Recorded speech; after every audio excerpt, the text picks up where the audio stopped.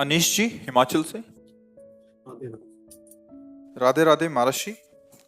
महाराज, मैं शराब मांस मछली का सेवन करता हूँ। कई बार छोड़ने का प्रयास भी कर चुका हूँ पर छोड़ नहीं पा रहा। महाराज जी, बार बार ध्यान उसी तरफ जाता है, कृपया मार्गदर्शन करें। कैसी बात करते हो? प्रयास करे छूट ना पावे, ऐसा कैसे हो सकता है?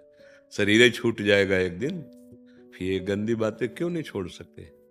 आप इतने कमजोर हो गए हो कि या देख लो आपको मन कितना तोड़ दिया कि आप कहते हो मैं छोड़ना चाहता हूँ, छोड़ नहीं सकता। ऐसी ये बात तो हमारी समझ में कम आती है कि आप छोड़ना चाहें और फिर वो छूटे ना। ऐसा कैसे हो सकता है? बाहर से सुन के आप छोड़ने की बात करें, अंदर से सुख बुद्धि आपकी उसमें है। अंदर से सुख बुद्धि, इसलिए आप नहीं छोड़ पा रहे हैं। क्या लाभ आपको शराब पीने से मिलेगा? हमें एक भी लाभ बता दीजिए आप शराब पीने में।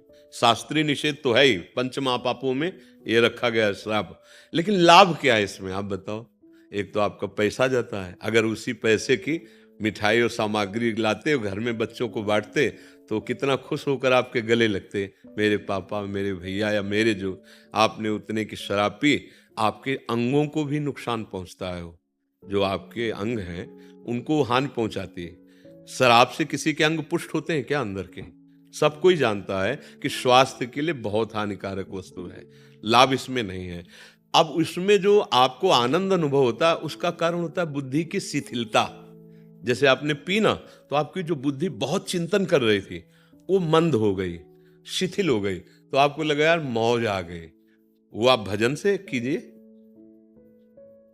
बिना किसी नशे के आप परमानंद में नहीं, आप समझ में नहीं आ। जैसे आप सोते हैं तो आपको नींद बहुत अच्छी लगती है, आप 5-6 घंटा सोने के बाद देखो कैसा अनुभव होगा। हाँ, ऐसा अनुभव होगा ना। क्या खास बात रही? 6 घंटे संसार का चिंतन नहीं किया, उसके खास बात ये रही कि बुद्धि 6 घंटे संसार का चिंतन नहीं की, इसलिए वो सुख का अनुभव कर रही। तो जागृत में भी ऐसी अवस्था की जा सकती है कि भगवान का चिंतन करते हुए सत भावना से आप, तो देखो 6 घंटा आप जो नींद लेते हो उसमें जो आपको सुख मिलता है वो संसार का चिंतन छोड़ने के कारण है। आप 6 घंटे संसार के चिंतन से रहित रहे तो आपको लगा हाँ, और इंद्रियां बलवान हो गई, चेतना नई जागृत हो गई। और अगर ये ऐसा जागृत में हो कि असत चिंतन संसार का हो ही ना, तभी तो चलते फिरते उठते बैठते महात्मा समाधि में कहा जाता है, क्योंकि भगवान के चिंतन में रहता है।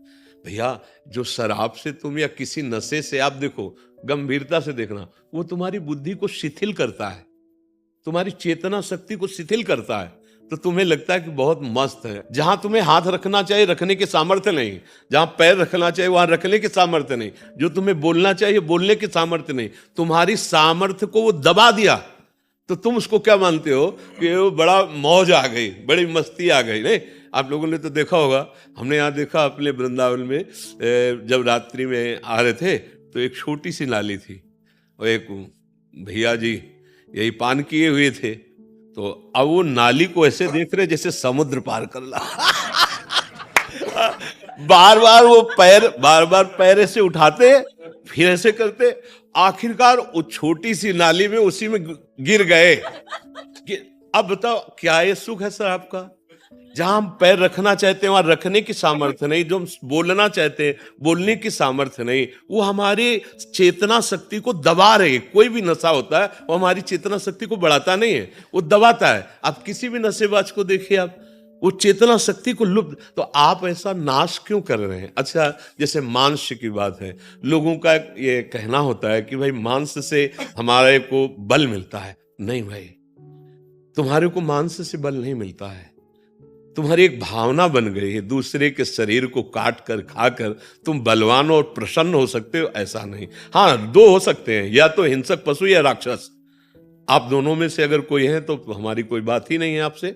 अगर आप राक्षस नहीं हैं और आप हिंसक पशु नहीं हैं तो फिर ये नहीं।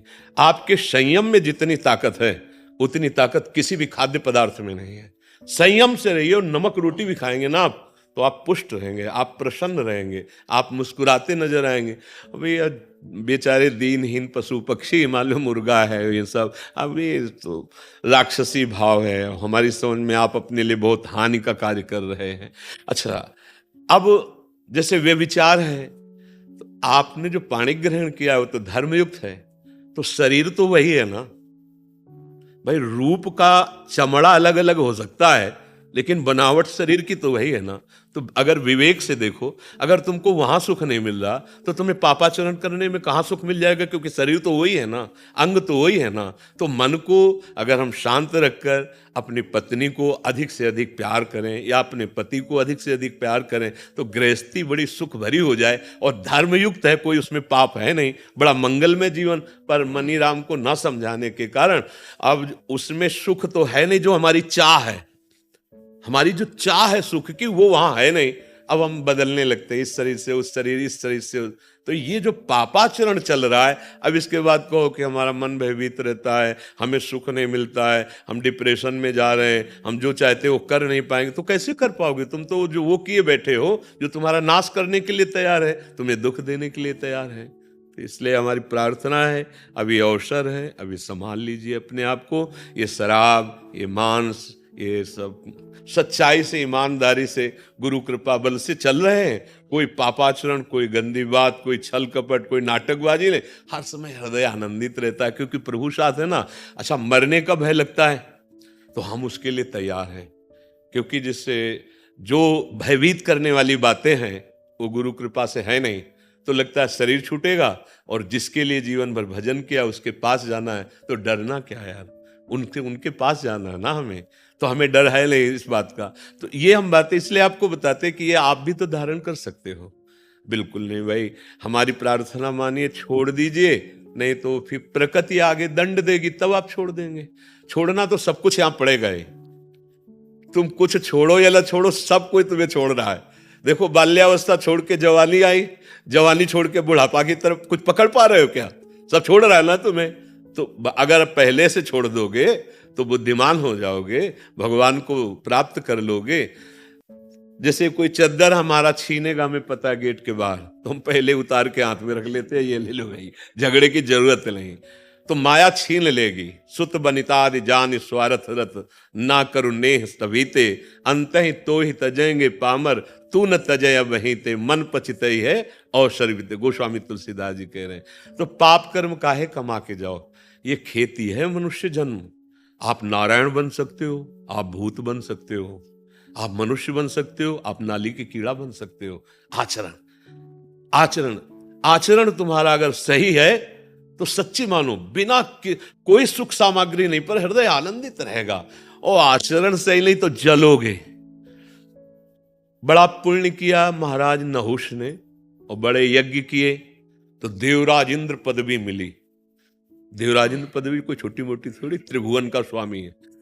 अब नशा चढ़ा पद का भी नशा होता है ना। को नर अस जन्मा जगमा ही, प्रभुता पाई जाय मदना। अब उनको लगा हम त्रिभुवन पति, हमारी आज्ञा सब। तब उन्होंने कहा कि भाई देवराज इंद्र जो पूर्व थे, उनकी पत्नी सेवा में आवे। अब इतनी अप्सराएं हैं, इतनी सुविधा है, लेकिन पदाभिमान पापाचरण के लिए प्रेरित किया। अब वो भाग के गुरुदेव की शरण में गई, बृहस्पति जी की, कि भगवान अब आप ही हमारी रक्षा कर सकते हो, और आपने वचन दिया था कि तुम शरणागत हो, जब कभी कोई दुख पड़ेगा। तो अब भगवान इससे बड़ा दुख क्या कि अब ऐसा है, त्रिभुवन पति पद पे बैठा हुआ है और इसकी आज्ञा का पालन करना होगा। तो उन्होंने बहुत बुद्धिमाने से कहा, हाँ जाओ, कह दो कि हम तुम्हारी शर्त स्वीकार करती हैं, पर अभी तक जितनी सवारियों में हमारे महाराज इंद्र आते रहे, आप उनमें से एक भी सवारी में मत आए। आप कुछ ऐसा अलग आए सवारी में जिससे हम प्रसन्न होकर आपका स्वागत करें। तो वो पूछेगा तुम कि क्या सवारी से? बोलो तुम ऋषियों की सवारी करके, ऋषियों को से पालकी ढुला के आओ। बोले सर्वनाश की जड़ यही होगा उसके, वो अभिमानी समझ नहीं पाएगा, वो मारा जाएगा। ऐसा ही किया। सची जी गई और कहा कि हम आपकी जो आज्ञा गई थी उस पर विचार किया है।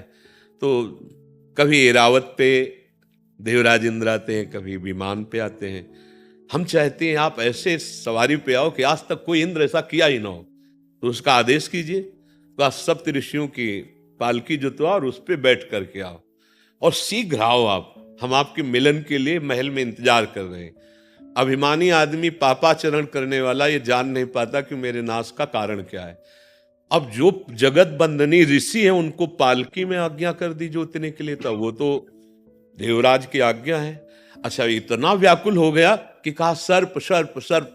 सर्प माने होता तीव्र गति से चलो, हाँ जल्दी।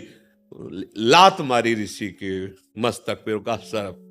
बस लौट पड़े और कहा कि नीच पापी, तू त्रिभुवन पति पद पर बैठ करके और हम ब्रह्म ऋषियों को पाल, जा सर्प हो जा। तो 10,000 वर्ष तक अजगर योनि को प्राप्त हुए। कहा देवराज इंद्रपद और कहा अजगर योनि। तो देखो, पापाचरण पराई स्त्री के लिए तो देवराज इंद्र पदवी से गिराकर अजगर बना दिया, और हमारी दशा क्या होगी? हम तो कुछ है ही नहीं है। वो तो पुण्यात्मा पुरुष जो त्रिभुवन पति है, इसीलिए कहा गया। ये हर एक बात पर ध्यान दीजिए। आप शराब पीते, आप मांस खाते, आप पराई माता बहनों की तरफ गंदी, भले पैसे वाले हो तो पैसे से अधर्म किया जाता है कि धर्म किया जाता है? देखो, गाय घास खाती है, दूध ठाकुर जी बना देते हैं। उनको दूध चाहिए क्या? उनको रबड़ी चाहिए क्या? उनको नारियल चाहिए क्या? यार, उनको तुम्हारी पवित्रता चाहिए, तुम्हारा प्यार चाहिए। जैसे आप 1 किलो सेव लिए और घर में गए और अपने 4 बच्चे हैं और चारों बच्चों को दे दिया। अब एक बच्चा दौड़ के आया तुम्हारी गोद में बैठ के और तुम्हारे मुंह में पवाने लगा, अब तुमको कैसा लगेगा? दिया पापा ने ही है, पर पापा को जब पवाया तो पापा क्या करेंगे? उस सेव को अपने हाथ में ले लेंगे, उसको गोद में बैठा लेंगे और स्वयं पवाएंगे। ऐसा ही भगवान का भोग लगता है। तो दियम वस्तु गोविंदम तो आपने दिया है प्रभु, आपको समर्पित है, वो बात अलग हो गई। ऐसा नहीं कि तुम पापाचरण करो और फिर भगवान को भोग लगा दो या मंदिर में जाके नारियल चढ़ा दो या धूप बत्ती अगरबत्ती। जितनी सुगंध है भगवान के श्री अंग की सुगंध के एक अंश के बराबर भी नहीं। उसमें तुम्हारा जो भाव है कि प्रभु आप प्रसन्न हो जाओ, तो वो अपनेपन से प्रसन्न होते। नाम जप करो, किसी से आशीर्वाद मांगने की जरूरत नहीं। एक गंदे व्यसन छोड़ो, खुद देखो परमानंद में प्रभु तुम्हारे हृदय में बैठे हैं। भगवान कोई लोभी लालची व्यक्ति थोड़ी है कि माल छलाओ तो तुम्हारी तरफ और माल ना छलाओ तो तुम ऐसा ले ऐसा ले।